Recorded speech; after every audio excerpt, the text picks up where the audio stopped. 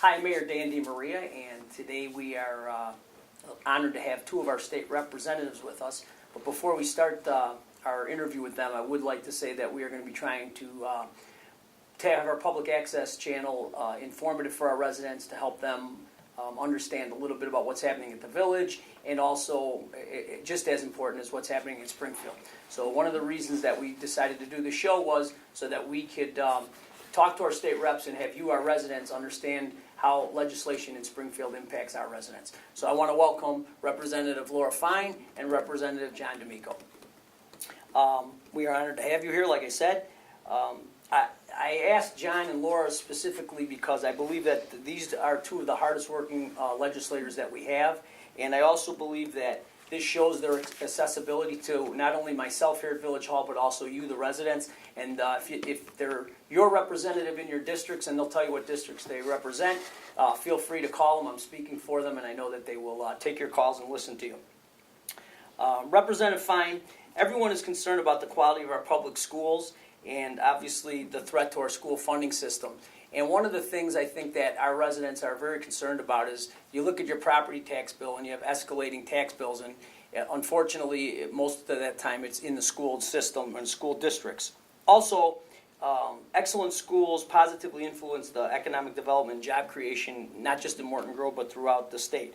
So to both of you, my question would be is how do we balance quality schools with reasonable tax rates? Good. You know, to me, this is a two-part answer. We have an interesting situation in the state of Illinois right now. We have an income tax that's supposed to sunset in January. And if this tax does sunset, it's going to create a $2 billion hole in the budget for the first year and then $4 billion for 2 years after that. And that's going to affect funding to our schools. Right now, we're very fortunate to live in this area because we have outstanding schools, and part of the reason these schools are so wonderful is we get funding through property taxes. There are parts of the state that are property poor, and as a result of it, their schools don't have the supplies that they need to properly educate our kids.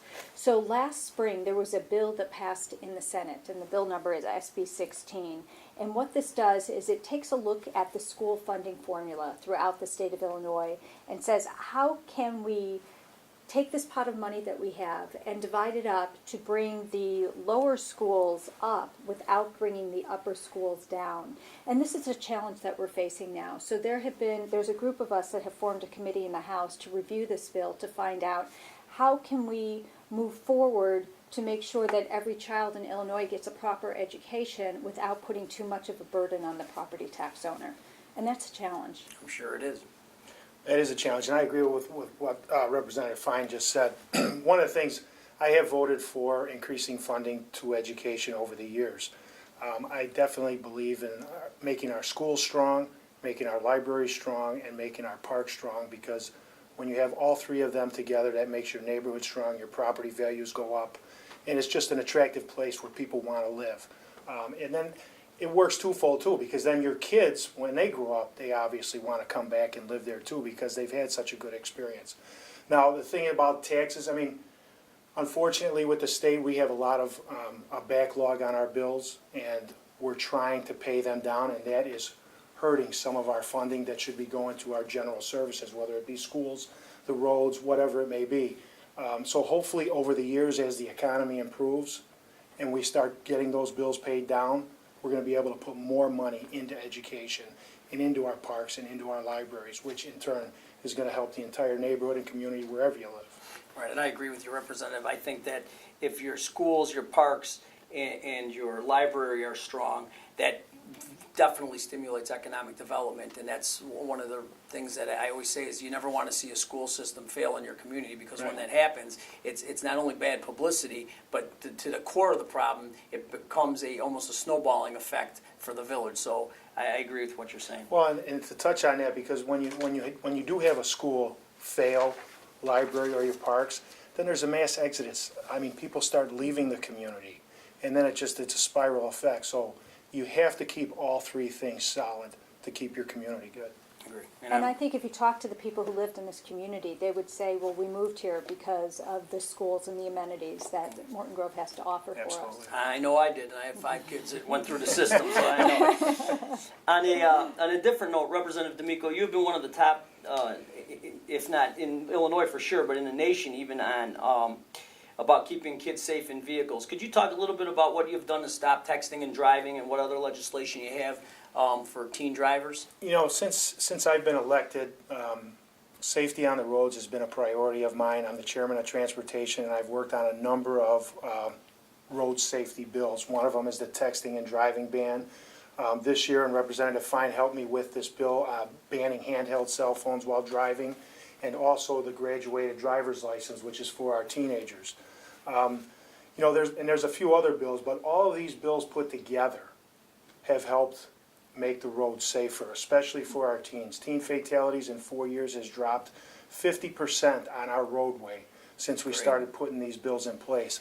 And I'm very lucky that former U.S. Transportation Secretary Ray LaHood contacted me after we started doing these bills, invited me to come out to Washington, D.C. twice and once here to a summit and speak to a number of states and various groups to find out what we're doing and how we're getting it done here in Illinois so we can do it across the nation. And this is a problem, not just here in Illinois. It's a problem nationwide when you're talking about teen drivers and you're talking about just distracted driving in general. It's a huge problem, and since we've had them summits, we have had some great inroads. There's a lot of states now that are following just what we've done here. And I'm very proud of that. I'm proud of the fact of what we've been able to accomplish down in Springfield with all of my colleagues. Without their help, without Laura's help, we wouldn't have got some of this stuff done. I mean, now people look at it and think, well, you know, that was an easy bill. They weren't easy bills. They were very hard to get passed. You know, when you go back to the seatbelt law, you know, 20-some years ago, that was an extremely hard bill to get passed. And now everybody looks at it like, well, that wasn't that hard. And everybody wears a seatbelt practically today. For sure. And I think that the same thing is going to happen with the cell phone ban. You know, right now, I understand not everybody's paying attention to it, but sooner or later, through education with our young kids and our parents, I think it's going to work, and we're going to look back at it and say, that was a good bill. Yeah, I agree. And like you said, you know, it looks easy, and I've been down to visit you guys in Springfield, and it always looks easy once it comes to fruition. But there's always the mediation back and forth, and a little bit of, which is what our country is and our state's about. You got to have that give and take. But I think when you come together and work like a team, like you're saying, the end result is usually a pretty much a success. And you know what's interesting? When we were working on the cell phone bill, you know, there was not one person filed opposition to the bill. But yet when the bill came to the floor, Laura will tell you, there was a ton of opposition, which is shocking to me because when I'm out knocking on doors every day talking to constituents in my district, I mean, it's amazing. Everybody seems to be in favor of this. You know, I mean, I know obviously. I think we all know deep down that it's good for all of us. It's Yes. just, Yes. It's just the inconvenience or feeling like, you know, you can't do it. So Right. Absolutely. And I have a sort of funny story with that because my son was a new driver, and when he got his license, I said, as soon as you get in the car, your phone goes in the glove compartment. You cannot talk on your phone. And he said, come on, Mom, everybody does. I'm like, no, absolutely not. He said, how about at stoplights? I said, no, absolutely not. It goes in your glove compartment. And then we passed this bill, and I'm like, see, Jeremy, nobody can. It makes it a little bit easier at home. One of the things I think it would be an interesting topic to discuss here on today's show is that, you know, there's been a lot talked about with Obamacare and health care. And I know, Representative Fine, your efforts and your negotiating skills have resulted in important legislation which increases patients' access to the drugs they need and also transparency for people buying insurance on the Illinois Health Exchange. I think that maybe the Illinois Health Exchange hasn't really been brought to the light of all the people. Could you maybe explain a little bit about that? Well, right now, under the Affordable Care Act, and the date is coming up, November 15th, I believe, it opens again for people to be able to purchase an insurance policy on the exchange. And right now in Illinois, we use the federal exchange. We don't have a state-based exchange, and that's something that could be changing down the line. But I worked last session with a number of advocacy groups with the Cancer Society, Lung Association, Lupus, to say, what are we facing, what are the challenges we have with our healthcare system. And we passed legislation that I really feel is going to help so many people throughout the state of Illinois. The first piece has to do with transparency. We have hundreds and thousands of people who are now going to the exchanges to purchase their insurance policies. And many people were going to the exchange saying, okay, what's the least expensive policy? That's what I'm going to purchase. But the problem is sometimes you don't know what you're really buying. And so what this legislation says is if you're purchasing a policy on the exchange, that insurance policy has to list the drugs that are covered. So if I'm on a medication and I purchase a policy, well, if my drug's not covered, it's not going to do me any good. It doesn't do you any good, right? So this way I'll really know the product that I'm purchasing. And there's another very important part of that bill that was passed, and this was so important when we discussed it with patients suffering from epilepsy and cancer, and it has to do with drugs that require prior authorization from an insurance company. And the doctors and the patients were getting very frustrated because they would have a medication and the doctor would put in the prior authorization form, and it would take the insurance company sometimes weeks to get back. And the person who needed that medication would suffer. They'd relapse, they'd end up back in the hospital, they'd lose work time, and the insurance companies were not quick on acting on that. So what we said is, this is ridiculous. If a doctor says that somebody needs a medication, we need to get a response quickly, and if it's not going to be covered, we need to know the next steps to take.